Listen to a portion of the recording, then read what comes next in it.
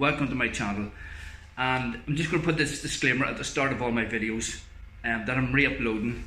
5 years ago I solved the double slit experiment with a simple inequality, and all the physicists I approached about it refused to listen because it goes against what they have become embedded in believing.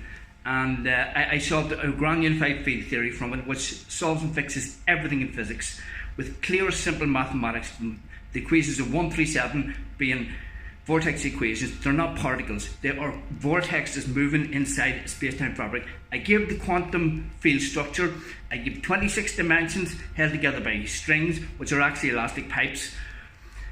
Explain quantum gravity, dark matter, dark energy, everything in physics. But because it proves the particle model wrong, and because it proves the Big Bang wrong, the people in power refuse to listen. But they don't just refuse to listen, they've consistently destroyed my work and had it taken offline.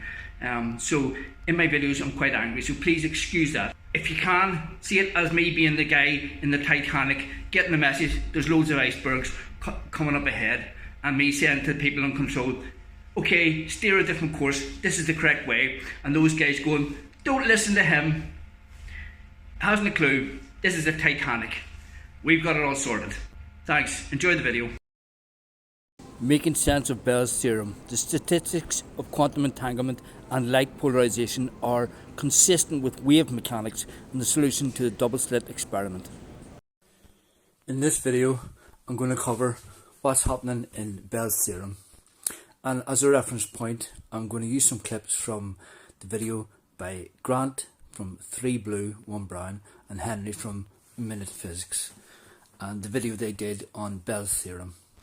Now, before I start, what I'm going to explain first is how an orientation in space is also an orientation in time.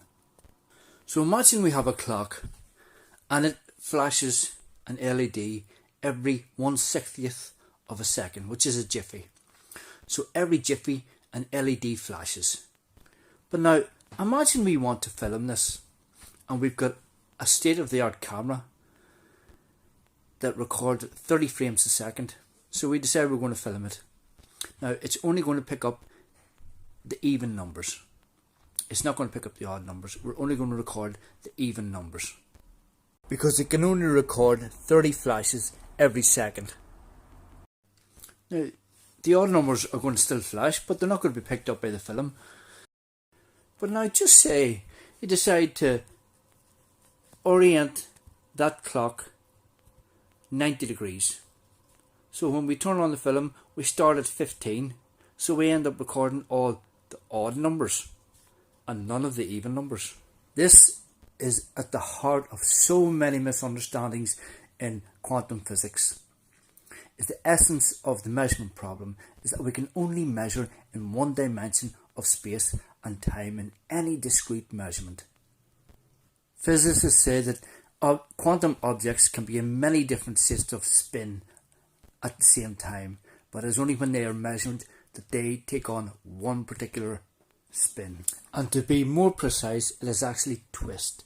It's the twist back and forth of a harmonic oscillator, a dark matter particle, which don't actually look like tiny little avocados. That just happened to be the only object I had at the time to suspend from an elastic and twist it. So hopefully you get the idea. Or to be more precise, gazillions of them every second that we pass through. We, in this context, being the gazillions of manifolds that we hold together in physical bodies and move them through the space-time fabric. What is happening is that the object is going through many different orientations and oscillations of spin, but all we can measure is just one line of that spin. When we make a measurement, we align to one dimension, and all the other orientations happen, but we can only detect one. So I'm going to let Henry and Grant explain the mystery, and then I'm going to explain what's happening. Each of these pieces of glass is what's called a polarizing filter, which means when a photon of light reaches the glass, it either passes through or it doesn't. Now this is the first mistake. Not Henry and Grant's mistake, actually Einstein's mistake. I would call it Einstein's biggest blunder. What? You see, towards the end of the 18th century, most people thought physics was just about wrapped up, everything was sorted out. And there was a belief that because light displayed wave characteristics, that there must be an ether, like a sea, filling all of space. But the proof for the ether had never been found. So two eminent physicists and great colleagues, Albert Michelson and Edward Morley, came up with an ingenious experiment to prove the ether by measuring the tides or the winds in the ether. Unfortunately for Albert and Edward, their ingenious experiment proved exactly the opposite, that there was not an ether filling all of space.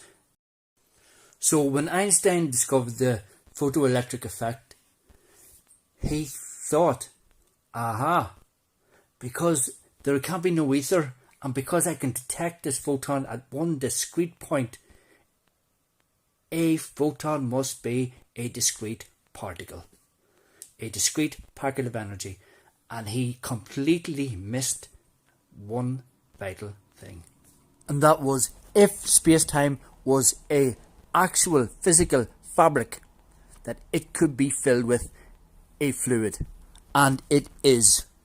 And in so doing, he led to 100 years of physics based on an incorrect model that light was a particle and other objects are particles. They are not. They are waves and vortices inside manifolds. So again, I have to point out, this is Einstein's mistake. Just because there is no photon detected underneath this discrete point does not mean to say that there isn't movement. If we have water going through a pipe, it can go through seamlessly. It is only when it gets above a certain amount of pressure that that pipe starts to rattle and we start to detect a wave going through the pipe.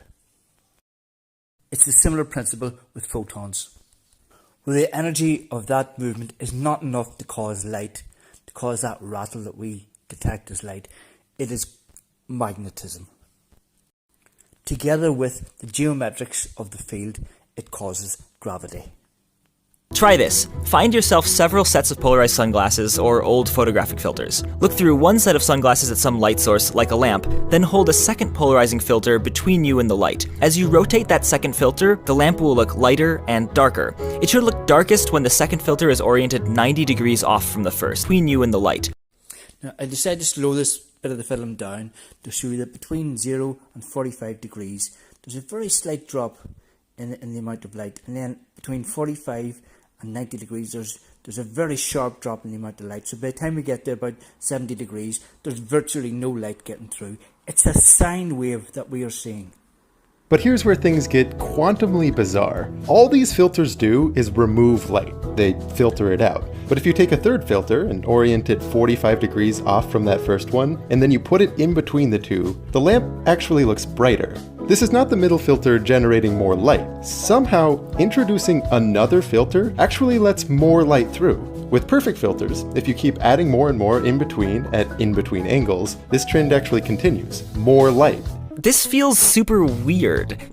Now, while I'm here, I was going to walk up to it, but I may as well just get straight to the point. It is a wave that we are seeing. It's a wave of energy.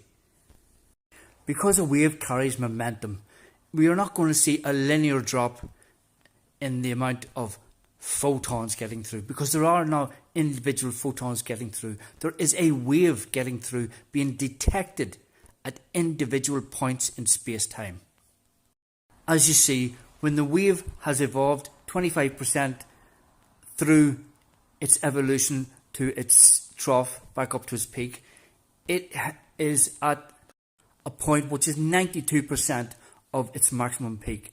And when we square that, we get 8,464, which is roughly 85% of 100 squared, which is 10,000. What the theory of everything, springtime theory, shows is that it is a wave which is in phase as it gets through the first filter.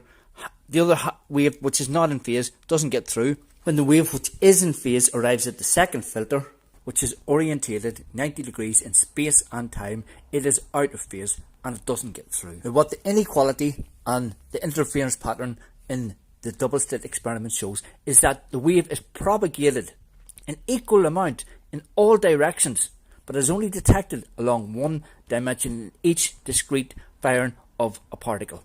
So I'm going to explain what is going on once you understand what's happening in the double-slit experiment, and I'm going to give you the mathematics of what's happening in Bell's theorem. And what it shows is that for every wave that is in phase, there must be a wave that is out of phase. That's why we only get 50% going through one or other slit all the time. When we detect for which way, half of those waves are out of phase, so they get blocked and don't make it through.